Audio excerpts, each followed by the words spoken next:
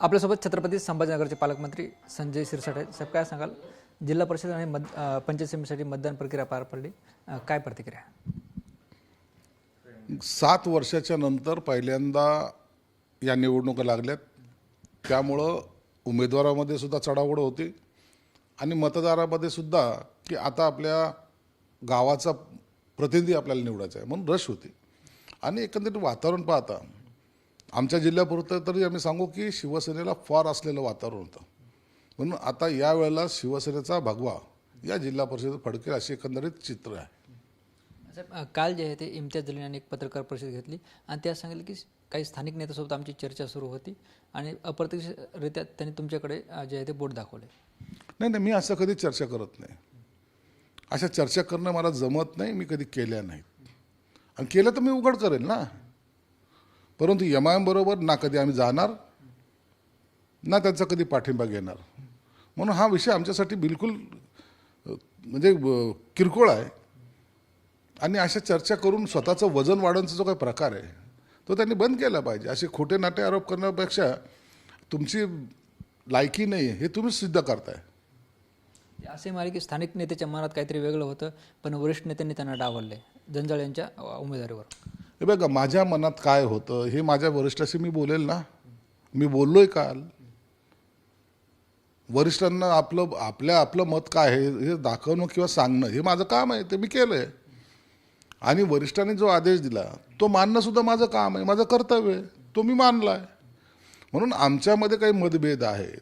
आता आमच्या काहीतरी फाटलं आहे बाबा फार काही असं समजण्याचं काहीच कारण नाही. भाजपमध्ये नव्हते का 5 उमेदवार इच्छुक होते, एकाला दिलं ना, 4 वापस घेतलं का नाही. तीच पद्धत आमच्याकडे. म्हणून असं गैरसमजण्याचं काही कारणच नाही. पण काल भाजपने पत्रकार परिषद घेतली आणि नेमकी त्या पत्रकार परिषदेला तुमच्या अनुपस्थिती आणि अतुल सावेंनी जंजाळ यांचं नाव घोषित केले. ठीक आहे, आता युतीमध्ये आहे त्यांनी केलं. मला जिल्हा परिषदेचं काम होतं, मी सुद्धा बिझी होतो. आणि एखादी पत्रकार परिषदेमध्ये त्यांना मी अतुल सावे स्वतः माझ्याकडे येणार होते, भागवत कराड येणार होते, केनेकर येणार होते, ते त्यांचे अध्यक्ष येणार होते. मीच त्यांना थांबवलं, मी त्यांना सांगितलं. आणि मी त्या आमच्या पारकरांना सुद्धा सांगितलं की तुम्ही त्यांच्याकडे जा. आणि त्यांनी जॉईंट पत्रकार परिषद घेतली. म्हणून त्याच्यात काहीतरी फार मोठं काही आमचं नाव भाजपने जाहीर केलं असं कसं, असं काही नाही आहे. तर ते मंत्री म्हणून त्यांनी ते जाहीर करावं अशी आमची सुद्धा इच्छा होती. बरं साहेब, जंजाळ यांच्या नावावरून तुमची नेमकी काय नाराजी होती? झाला, संपला विषय तो. नाराजगी होती. एकदा पक्षाने उमेदवार दिला त्याच्याबद्दलचं आम्ही चर्चा करतच नाही कधी. आता तो आमचा उमेदवार आहे आणि त्याला निवडून आणण्याची जबाबदारी आमची आहे. बरं साहेब, आपण बघतोय आज जिल्हा परिषदेचं मतदान झाले. विलास भुमरे जे आहे ते आमदार यांनी मतदान केले. मात्र त्यांच्यासोबत त्यांचा छोटा मुलगा होता.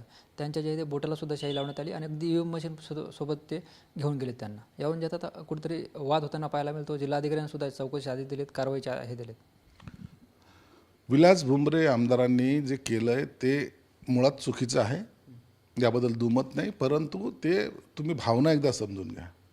तो मुलगा काही मतदानाच्या लायकीचा आहे का?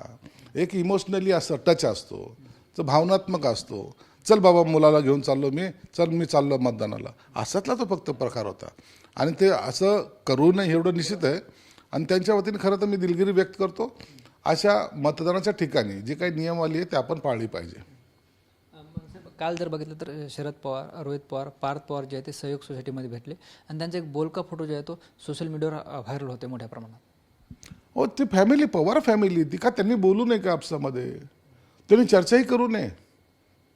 मग काय लोकांची अपेक्षा म्हणजे त्या काही नेत्यांची अपेक्षा अशी आहे का एकमेकाच्या अंगावर त्यांनी तलवारी काढल्या पाहिजेत? कुटुंब आहे अखेरला. कुटुंबामध्ये मतभेद असू शकतात, वादविवाद असू शकतात. एकमेकाशी बोलूच नाही असं जर काही लोकांचं म्हणणं असेल तर ते फार चुकीचं आहे.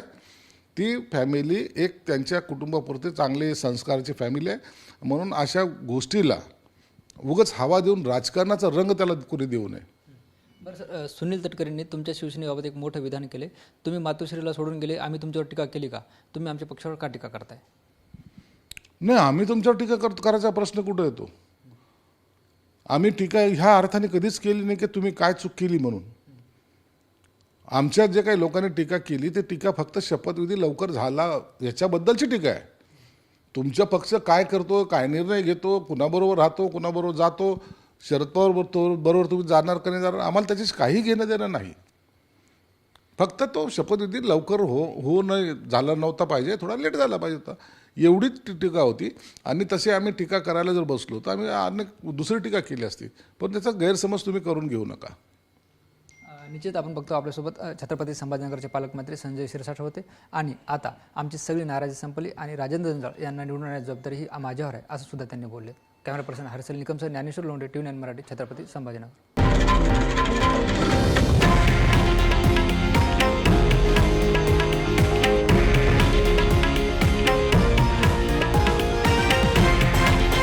हे आहे देशातील नंबर 1 न्यूज नेटवर्क आणि आपण पाहत आहात TV9 मराठी, एकमेव.